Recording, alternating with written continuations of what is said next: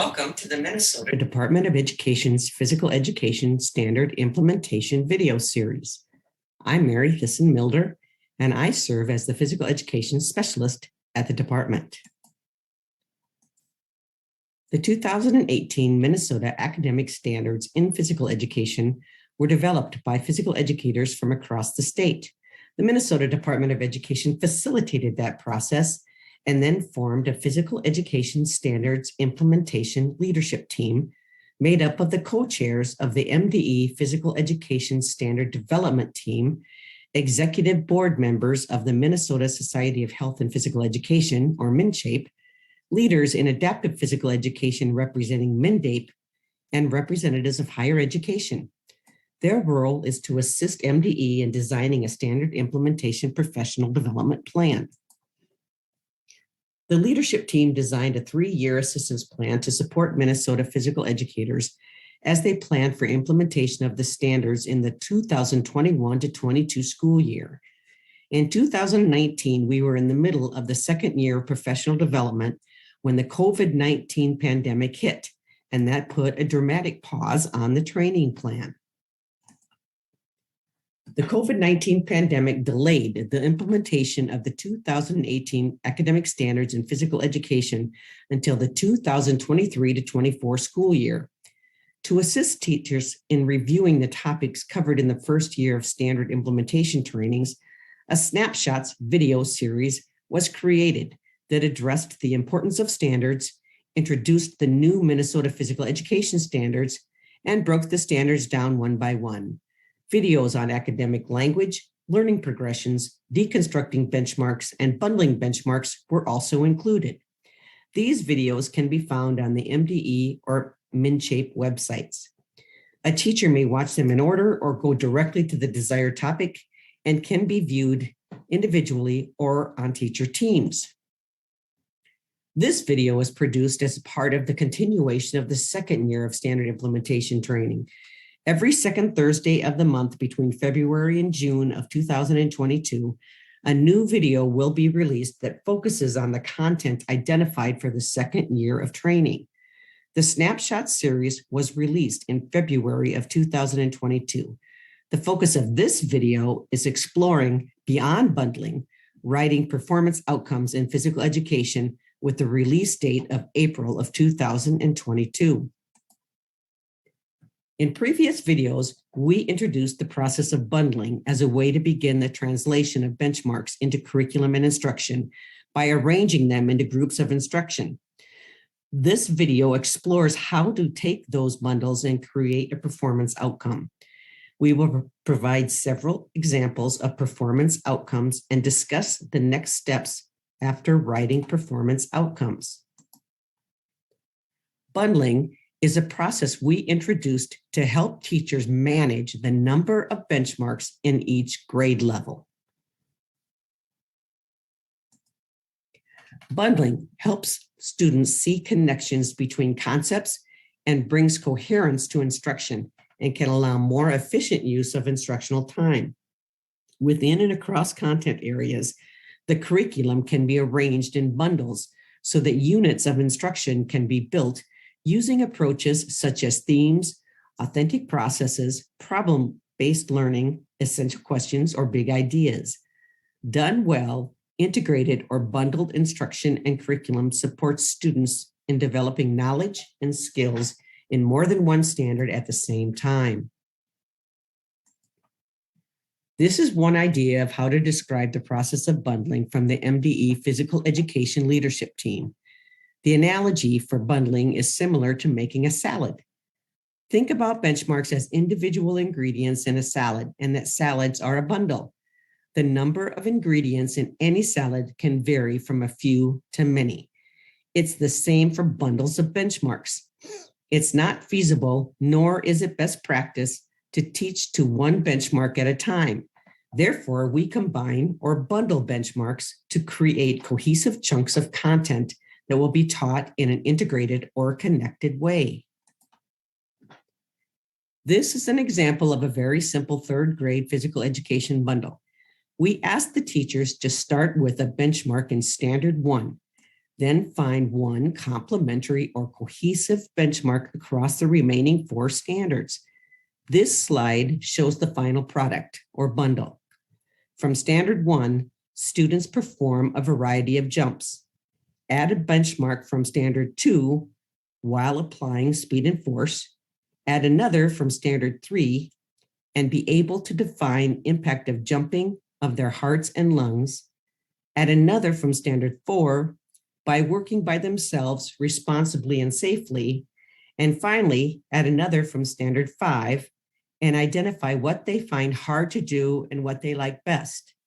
So this bundle would read that students perform a variety of jumps by working by themselves responsibly and safely, applying speed and force.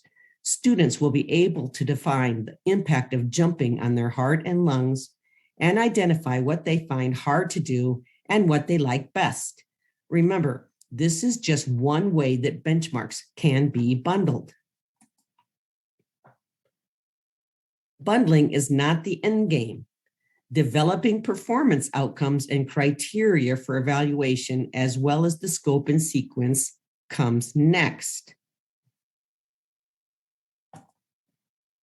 Performance outcomes describe what students will be able to do after learning the content of the benchmarks within the bundle. A performance outcome shares the key characteristic of accurately measuring one or more specific course standards. A key feature is that a performing outcome requires students to produce an end result. This could be a report, a performance, or an experiment. This is then scored against a set of criteria. A performance outcome measures a student's ability to apply the skills and knowledge learned from a unit or units of study. The overall idea is that it closely mirrors real life scenarios. This slide shows the example of the performance outcome for the jump rope bundle displayed in the earlier presentation. The bolded portions draw attention to the content of the benchmarks, but what is also important is that the performance outcome is written so that it's easy to understand how a student would meet this outcome. Students will use correct force and speed to perform 5 different jump rope tricks chosen from a set of 10 options, including jumps of varying levels of difficulty.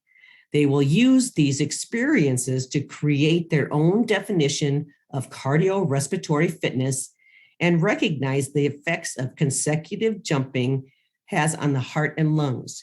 They will demonstrate responsible behaviors by remaining on task and following the safety protocols, and they will reflect on their personal experiences with challenge and enjoyment.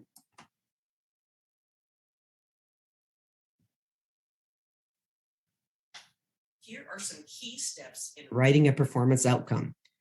Using the bundled benchmarks, articulate what students will be able to do after learning the content in these benchmarks. Next, select a physical activity that can be applied to that bundle. Think about how to accurately measure the student's ability to apply the skills and knowledge learned in one or more specific benchmarks identified in the bundle. Determine an end result that closely mirrors real-life scenarios. And please note that each bundle can have multiple performance outcomes and can be adjusted to a student's skill level, knowledge, and ability. Here's an example of a middle school bundle. The major theme running through this bundle is outdoor pursuits. While performing any outdoor pursuit activity, students will be able to demonstrate correct technique for basic skills in an outdoor activity. Describe the basic skills and tactics needed for participation in an outdoor activity. Use equipment and facilities appropriately and safely with the teacher's guidance in a physical activity setting, and make appropriate decisions based on the weather, level of difficulty due to the conditions or ability to ensure safety of self and others. Now, using the guiding concepts identified earlier, let's write a performance outcome. Remember, the performance outcome articulates what students will be able to do after learning the content of these benchmarks. First, select a physical activity that can be applied to that bundle. For this performance outcome, we will use cross-country skiing as our outdoor pursuit. Next, we think about how to accurately measure the student's ability to apply the skills and knowledge learned in one or more specific benchmarks identified in the bundle. So we identify those measured skills and tactics. And finally, we want to make sure the end result that closely mirrors real life scenarios.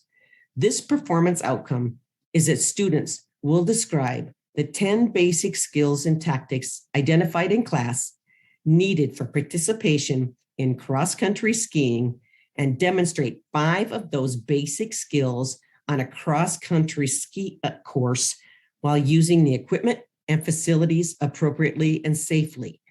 They will describe how the weather or level of difficulty due to the conditions or their ability affects their participation to ensure the safety of themselves and others.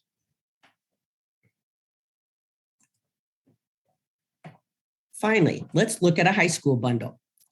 This bundle is built around the Standard 1 benchmark that focuses on the lifetime activity categories of either an individual performance activity or an outdoor pursuit. Students will demonstrate competency and refine activity-specific movement skills using movement concepts and principles of force, motion, rotation to analyze and improve performance in a self-selected skill. They will be able to explain how stress management strategies in physical activity settings can reduce stress and affect health. For example, physical activities such as aerobic exercise, deep breathing techniques, meditation, mental imagery, and relaxation techniques. They will exhibit proper etiquette, respect for others, and teamwork while engaging in physical activity or social dance, and be able to analyze the health benefits of that self-selected physical activity. This performance outcome was adapted from the OPEN, the Online Physical Education Network. Benchmark 9.1.1.1 calls for competency in 2 lifetime physical activity categories. This performance outcome partially meets this benchmark.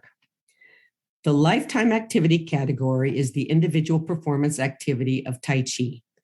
Using the steps defined earlier, this performance outcome is that students will consistently perform the entire Jufu Kata with proper alignment and balance while displaying an understanding of movement concepts embedded within the movements.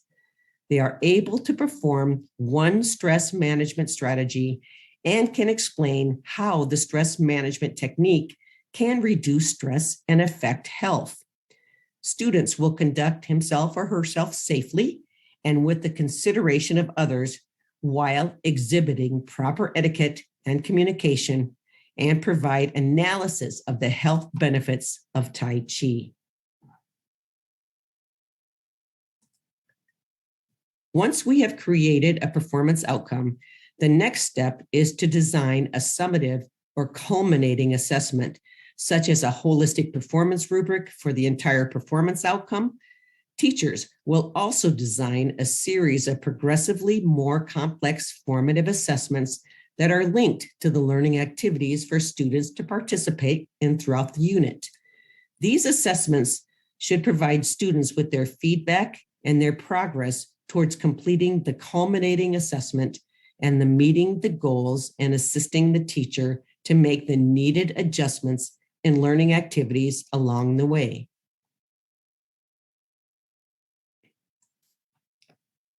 Thank you for viewing this video on writing performance outcomes in physical education. Special thanks to the members of the MDE Physical Education Standards Implementation Team for the development of the content and for their continued guidance in supporting quality physical education in Minnesota. A reminder that the foundational videos on standard implementation are covered in the Snapshots Physical Education Standards video series that can be found on the MnShape or MDE websites. Look for the next video in May of 2022 to explore best practices in grading in physical education. Thank you.